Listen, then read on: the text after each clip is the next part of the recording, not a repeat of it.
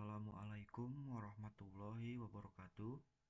Perkenalkan, nama saya Muhammad Zagi Kaisar Ramadan dari Universitas Buana Perjuangan Karawang. Di sini saya akan mempresentasikan tentang pertimbangan desain dan ekonomi pada proses pemesinan.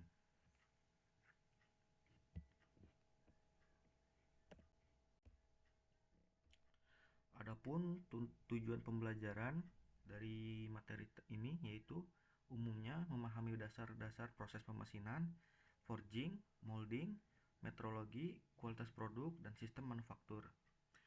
Dan untuk umumnya yaitu mampu menilai kualitas dan parameter pemesinan.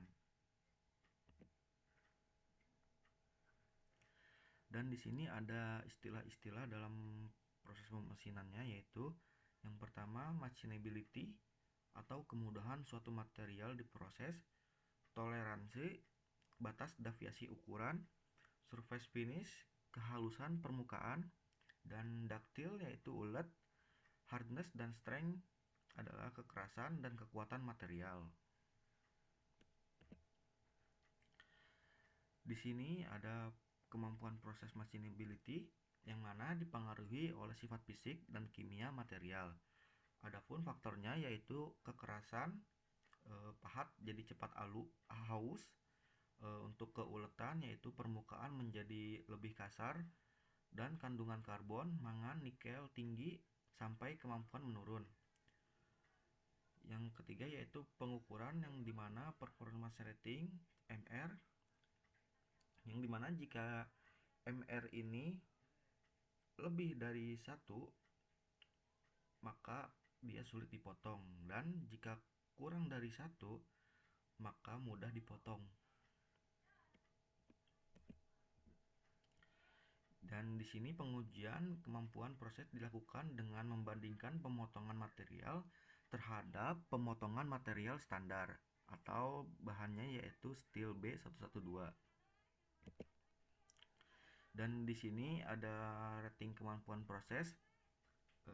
Saya ngambil dari tabel materi perkuliahan, yang dimana ada material-material seperti base steel B112, low carbon steel, medium carbon steel, high carbon steel, alloy steel, stainless steel, tool steel, dan cast iron, super alloy, titanium, dan aluminium. Dan di sini juga kita bisa melihat ya untuk tingkat kekerasannya yaitu Brinell hardness. Di sini adalah tingkat kekerasannya. Dan untuk machinability ratingnya yaitu proses dalam penilaian dalam prosesnya, yang dimana jika ratingnya lebih dari 1 maka bisa dikatakan proses dari material tersebut sangat keras atau bahannya keras ya. Dan untuk penilaian rating di bawah 1 yaitu cukup mudah untuk diproses seperti itu. Dan di sini ada toleransi dan kehausan permukaan, yang dimana di sini ada proses turning, boring, drilling, broaching, reaming, milling, dan shaping atau slotting. Dan di sini ada nilai toleransi capability-nya ya,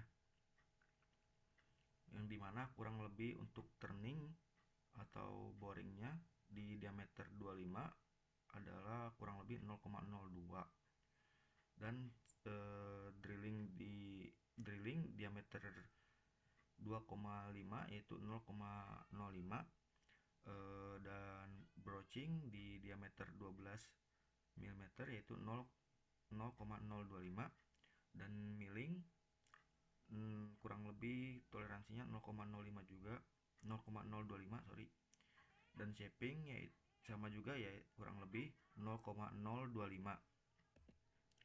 Dan di sini ada relasi antara toleransi dan biaya manufaktur, yang dimana semakin ketat toleransi dan kehalusan permukaan maka biaya manufaktur akan semakin meningkat. Dan di sini juga pentingnya kita mempertimbangkan kebutuhan fungsi komponen untuk pemilihan bahan material yang akan digunakan.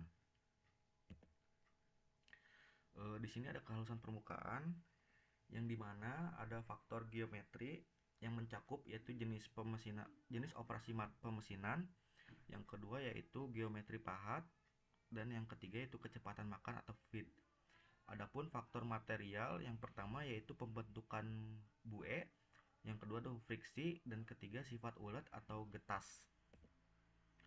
Pemilihan parameter selanjutnya ada pemilihan parameter pemesinan yang dimana kecepatan makan dan kedalaman potong tergantung jenis pahat, yang dimana terdapat contoh seperti HSS, keramik, dan sebagainya. Adapun jenis operasi routing dan juga finishing opsional yaitu memaksimalkan produksi, meminimalkan biaya cost atau unit per unit, dan juga rumus-rumus digunakan untuk menentukan kecepatan potong optimal dan biaya produksi total per unit. Adapun pertimbangan desain produk yang mana menghindari proses pemesinan bila memungkinkan. Gunakan net shape proses atau casting, forging, molding, dan juga menggunakan toleransi dan kehalusan secukupnya. Hindari lubang dalam, sudut tajam, dan undercut. Gunakan komponen standar dan bahan dengan machinability yang baik. Dan di sini ada cairan pendingin yang dimana kegunaannya yaitu melumasi dan mendinginkan daerah pemotongan. Jadi yang kedua yaitu membuang geram, melindungi dari korosi, dan mempermudah penanganan benda kerja. Dan di sini juga terdapat jenis cairan yang dimana strike oil yaitu pelumas tinggi yaitu pendinginan rendah. Yang kedua yaitu slop oils yaitu pelumas atau pendinginan seimbang. Adapun semi synthetic yang dimana kombinasi dari keduanya yaitu kombinasi dari strike oil dan solute oil. Yang terakhir yaitu septic fluids yang dimana pendinginan terbaik yang dimana dia tidak berminyak. Adapun metode pengaplikasiannya yaitu yang pertama yaitu flooding, dimana cara pengaplikasiannya yaitu dengan dibanjiri. Yang kedua yaitu jet spray yang dimana disemprotkan langsung kepada bahan yang akan diprosesnya. Yang ketiga yaitu mid spray yaitu dikabutkan. Adapun kriteria pemilihan cairan pendinginan yang dimana kita dapat memilih dengan cara mengamati performa yaitu pendinginan, pelumasan, dan pembuangan gram. Dan yang kedua yaitu pemilihan harga yang dimana kita dapat memilih harga yang terjangkau tetapi dengan kualitas yang sangat bagus. Yang ketiga yaitu keamanan lingkungan dan kesehatan, dan kita juga bisa mempertimbangkan untuk bahan pendinginan yang aman untuk lingkungan dan kesehatan. Adapun perawatan dan pembuangan cairan pendingin yang dimana kita memantau pH, konsentrasi, kontaminasi partikel dan minyak. Dan untuk cara perawatannya yaitu kita menambahkan konsentrat dan menyaring kotoran dan menambahkan biocides. Dan untuk pembuangan cairan pendinginnya yaitu cairan harus dibuang sesuai batas limbah yang diizinkan, dan itu pun jika kualitas menurun. Baik, untuk sekian dari presentasi saya. Kurang lebihnya saya mohon maaf. Wassalamualaikum warahmatullahi wabarakatuh.